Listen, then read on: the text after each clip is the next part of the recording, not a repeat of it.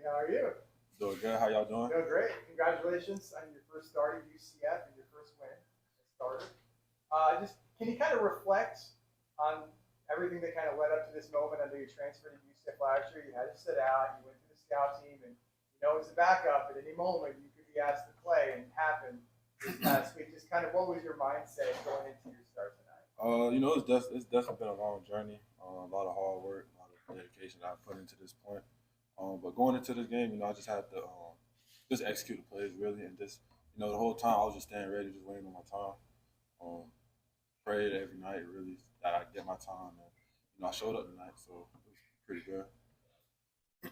Timmy, first snap, what was going through your mind? Butterflies, things like that. I mean, it's been over almost 2 years since you really started, so what was going through your mind kind of that first couple snaps? I did have a little bit of butterflies, but as the game started slowing down, I started getting more comfortable, started getting back into my rhythm, myself, who I am and what I do best really. So yeah, it was pretty good. Started feeling comfortable.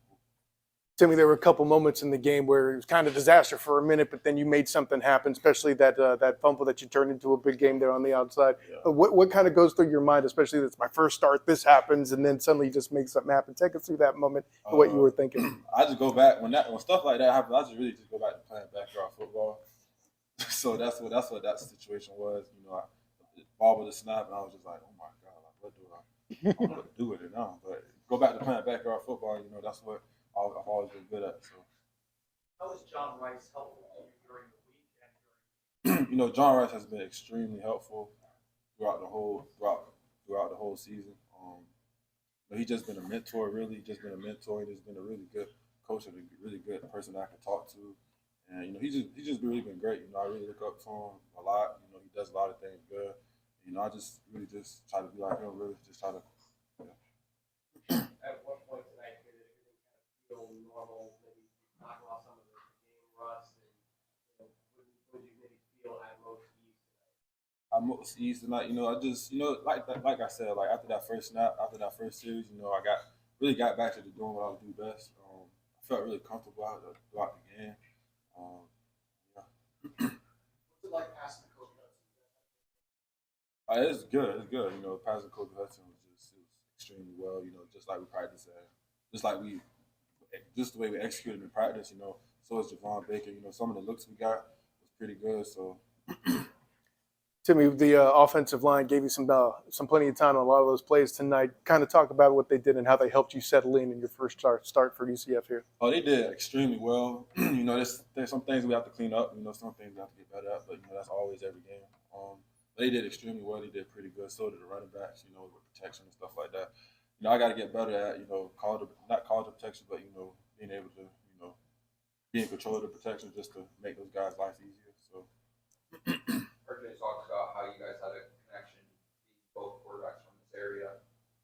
What is it like to have him in the backfield with you during your first start? To me, it's a dream come true. I always look up to RJ was somebody in high school that I really watched, and it's crazy that me and him in the backfield together.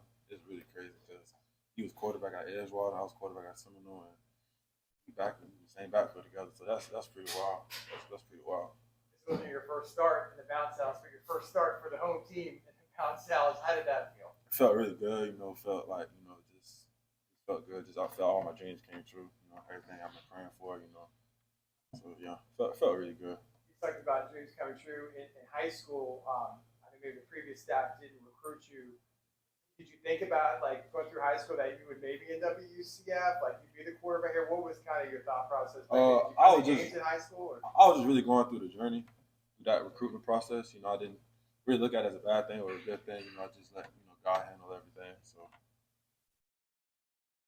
Can you talk a little bit about what you're looking forward to going into conference play as a starter of a Power 5 team? What does that feel like for you? I'm looking to go undefeated. That's what my main goal is, to go undefeated, and just keep taking care of this team, for JR really. But that's my main goal, really, just keep the team, keep the train rolling, keep firing, keep executing the plays, and just go undefeated. How much family and friends do you have here? I have a lot of family and friends.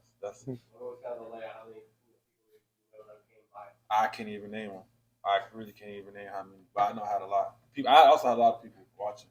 I know my little brother was watching, so that was good. Then I saw that you had a hug with your family as you're walking into the locker room. It's a blessing. It's a blessing that they're still here. They still support me and my family, my brother. It's just my sister. Just a blessing that I just have them by my side and they're just close to home. Kind of put into words what next week's going to mean. I mean, that's a big moment next week. You know, inaugural Big 12 game and going on the road to the defending Big 12 champion Kansas State. How important is next week going to be? Oh, it's important, but every game's important. It's just not Kansas. It's not Kansas State. You know, it's gonna be the next game: Baylor, Texas Tech, Kansas. You know, it's gonna be the rest of the conference play games. All those games are important. You know, we can't lose those games. You know, we lose those games. You know, it's gonna be.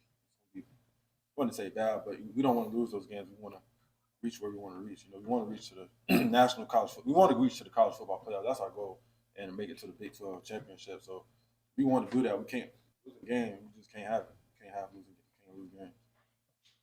Timmy, what has Darren done for your game? I mean, Darren's talked about all the quarterbacks, how you try to get them to evolve a little bit and be a better quarterback. What has Darren been for you when it comes to your game and how you improve that?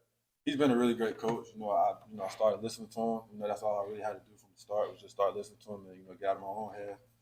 But he has improved my game a lot. He's made me to a far more better passer than I was before. Just made me just a better passer, really. You know, I'm good athletic-wise. You know, I can make the plays on the run and do that, this, and the third. But just being a passer, being able to sit back there and just throw the ball within the pocket, I just feel like he's done a great job of just keeping me comfortable. First 300-yard passing game, if I'm not mistaken. How did it feel? It felt good. It felt good. 321. That's 321 is the area code here, so that felt really good. Last question here. Sell out in the bounce house tonight. What do you think of the crowd throughout the game? The crowd was unbelievable.